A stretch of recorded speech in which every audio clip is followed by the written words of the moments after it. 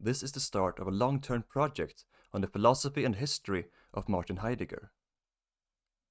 I have been looking forward to something to learn about, a new philosopher to commit myself to. There were other candidates in the beginning, for example Gilles Deleuze, Simone de Beauvoir, and Baruch Spinoza.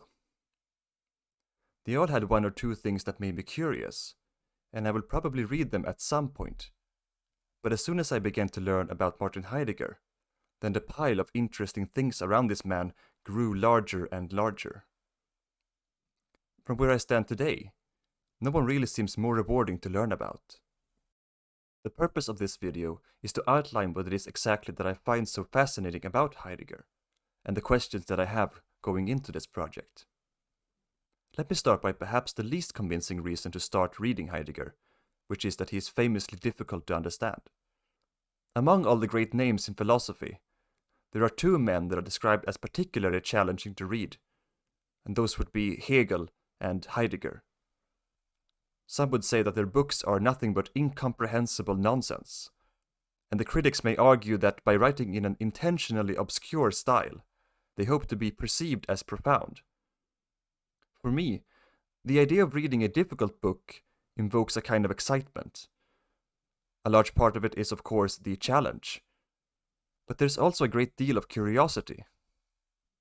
If you want to measure the extent of how complicated philosophy can be, then it is only natural to start looking at the extremes. What makes Heidegger hard to grasp is in part just the field of philosophy that he deals with. It is called ontology, which means the philosophy of being. More specifically, he worked within the field called phenomenology, which was developed by his former mentor, Edmund Husserl. I cannot say that I understand it very well yet, but to quote Wikipedia, phenomenology seeks to determine the essential properties and structure of experience. After going through Heidegger, hopefully it will become more clear to me. For those who are completely new to the types of questions that concerns being, I would try to give some examples. You may ask, what determines what something is? From where does it get its being? One answer could be that a thing is what it is by virtue of itself. Or in other words, that its being is self-sufficient. If you agree, maybe you would follow up by stating that this self-sufficiency is expressed as sort of material properties. That a thing is its shape, its color, and its texture. Another answer could be that a thing is what it is by virtue of its relation to a referential totality. That it is given by its position within a sort of field of ontology. You may say that what makes something a thing is what part it can play in the context of human action. What makes a tool may be in part its graspableness. One last example that I will share is something that I believe Derrida said about the meaning of words, if we think about meaning here as a representation of being. Does a single word mean anything by itself? You may say, yes, the single word dog means a dog. The point that Derrida made was that the understanding of the word dog in this case is dependent on a vast number of words other than dog. Without the understanding of those other words, there can be no context to place the dog in. Then the meaning of a word comes from how it relates to an established structure of meanings. And you cannot understand the individual parts without first having some notion of a whole. Heidegger's main contribution to philosophy comes from the very first book that he published, called Being and Time. This is what I've planned to make a separate video on in the future, hopefully after this one. The book deals with a highly abstract subject, but it is not the only reason why it is so hard to read. One of the big problems in understanding Heidegger is that he insists on using words that we are familiar with, but in ways that are alien to us. Because of this, I've made some efforts to learn about its contents beforehand. And more importantly, he thought that his ideas were so original that they sometimes required brand new words. For a book with such a vague subject, the title is very direct. It is about being and time. Heidegger is going to present several types of being, most notably the special being of man, which he calls Dasein. He's also going to talk about time, and distinguish between what he calls vulgar time and temporality. This will be important for man's being, Dasein, as it is sort of stretched along this structure of temporality.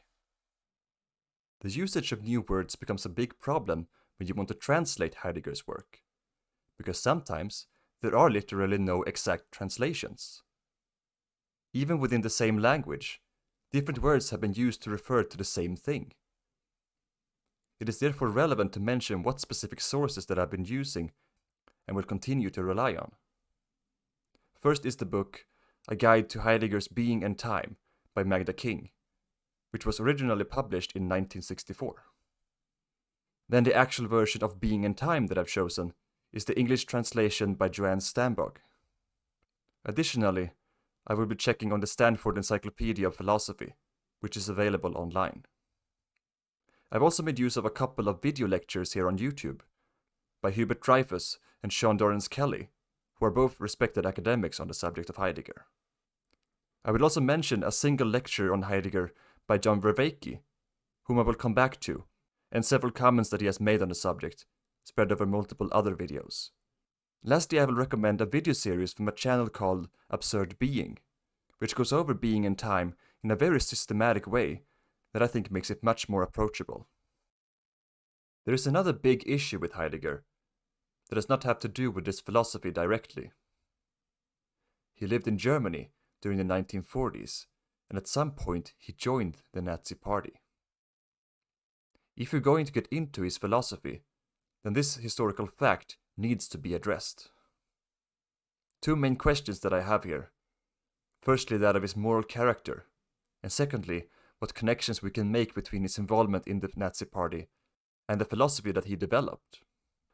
Regarding the moral question, there are two things I want to investigate. First is the relationship between Heidegger and the political thinker Hannah Arendt. This is an area which I have yet to read up on, but so far, my understanding is that she was once his student, but later this developed into a romantic relationship. I've also read that he was already married, but that they had an open-style relationship, so I don't know if you would call it an affair with Arendt. The key thing is that she was a Jewish woman, and her foremost contribution to philosophy was the concept of the banality of evil, which referred to the sort of casual, everyday nature of some of the acts that caused so much death and suffering during the Holocaust. But when Heidegger was eventually put on trial, she came to speak on his behalf. This is why I think it will be interesting to sort out the true nature of their relationship and how they themselves reasoned about their situation. The second thing I want to do is to simply read from the set of personal notebooks that Heidegger wrote between 1931 and 1970. These have later come to be known as the Black Notebooks, which includes a set of 34 notebooks, which Heidegger himself had different names for. It seems like the content of these notebooks is what have sparked a more recent debate on his anti-Semitism. I was very surprised to find out that these books were translated into English just recently. The first and only set of English notebooks that I can find were published between 2014 and 2017. All of them belong to a single series that Heidegger had named Ponderings, consisting of 15 of the 34 notebooks. So even though we're approaching 100 years after the writing of his first notebook, most of them are still not accessible to the broader audience. Let me return to the task of connecting his philosophical and political thinking. I've heard this question being raised by others, and one who would insist that there is such a connection is Professor John Vervaeke from the University of Toronto. I watched his series on the meaning crisis, which I can highly recommend. And from that I know that he appreciates and respects Heidegger, but believes that he had made a terrible mistake. According to Vervaeke, after Heidegger's initial success with Being and Time, he would soon realize that there wasn't much else for him to work on. He had managed to find this one missing piece of ontology, but that was it. Everything else had already been said, by none other than Plato. In order to move forward with his career, he had to keep making philosophical discoveries, and the way that he did this was to turn on Plato. If he would regard Plato as the root of all errors in Western philosophy, then that move would give him new things to write about, and he could continue being this brilliant philosopher. The chief idea of Plato that he abandoned was that being had to be grounded in something, namely the idea that all being was grounded in the good. It was not the good itself that Heidegger criticized, but the idea that being should be grounded in anything at all. This idea of grounding is itself something I want to understand better. However, on the surface, it seems logical that the abandonment of an ontology with the good as its basis would leave an impact on your morality. I want to keep this in mind while reading Heidegger, and try to understand what Vervaeke is getting at, and if I can agree with him. A second possible explanation to his endorsement of the Nazi Party would have been his fear of technology. I know that he wrote an essay on technology, about how he was deeply worried how it influenced the relationship of our being to other beings. I cannot remember where I got this from, but I believe I've read somewhere that Heidegger thought that the world that the National Socialists represented somehow also represented a more authentic relationship to being, perhaps contrasted by a world influenced by shallow commercialism. Whatever the case, I wish to read that essay to investigate this question. This would also be an interesting topic to delve into, just because the world of today is so dominated by technology. Another big reason why I want to understand Heidegger is the connections to the philosophers that came before and after him. Earlier, I've been reading the works of Friedrich Nietzsche. These two gentlemen overlapped historically and culturally, and I can already see some potential influences from Nietzsche on Heidegger, as they both deal with the theme of the struggle to become who one is. I also know that Heidegger published his own writings on Nietzsche. These would contain a critique of Zarathustra's failure to redeem man from resentment. While my reading of Nietzsche is still somewhat fresh, it would be interesting to read Heidegger's commentary on him. The influence of Heidegger on those that came after him is quite extensive.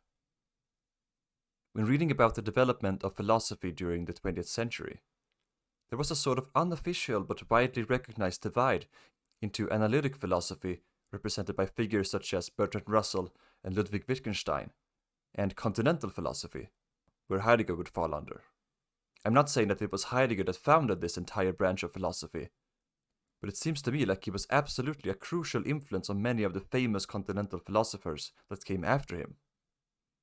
For example, Michel Foucault said at the end of his life something to the point of, "Everything I've done was made possible by the space opened up by Heidegger." Jacques Derrida said that without Heidegger, he would not have uttered a single word. And then there is Jean-Paul Sartre, who wrote Being and Nothingness, which was obviously inspired by Being and Time. His work in particular is something I may or may not want to get into as well. I know a little bit about Sartre and his concept of radical freedom. According to Dryfus, this is based on a fundamental misunderstanding of Heidegger. However, it is a misunderstanding that I have some sympathy for. The way that Heidegger characterizes Dasein, you could say that it is a sort of eternal becoming, and its only essence is to question what one is. Or as Vervaeke might have put it, it's questing towards its being. It does not surprise me that this would fall out in a belief that our nature is 100% undetermined and open. Heidegger's influence also extends to more modern philosophers. For example, Slavoj Žižek started his career as a Heideggerian, although I don't know if he came to reject that later. What is more interesting to me is how he inspired what is called Object-oriented-ontology, represented by the philosopher Graham Herman. I've watched a few videos of Graham, and even a debate between him and Žižek. What strikes me is that what he is proposing goes so strongly against how I think I view reality. It's just fascinating how anyone can think this way. Object-oriented ontology builds on the works of Heidegger, but goes a step further. It is characterized by the rejection of the primacy of human objects over non-human objects. Some of the conceptions of the being of humans are applied to inanimate things. For example, the idea of the true self that we can never fully grasp or arrive at. Then you imagine that there is a true chair that is never reached by any other being. Also the idea that the being of an object contains all the possibilities for that object, including every conceivable transformation that it could undergo. This is a very new philosophical outlook. I also know that Vervaeke has a very favorable view of it. I think that it has to do with its relevance for AI research, and the sort of ontological presuppositions that are required to create an advanced artificial perception of the world, and how it can be turned from merely perceiving data to beings. By first understanding Heidegger, I'm hoping to be able to explore this field in the future. These are the thoughts and questions that I have going into the project of Heidegger, but of course, other topics may reveal themselves along the way. I should point out that none of these questions are new and have already been answered multiple times by others. I'm just trying to catch up. I hope that this outline will have sparked some interest in this man, in ontology, and in the question of being.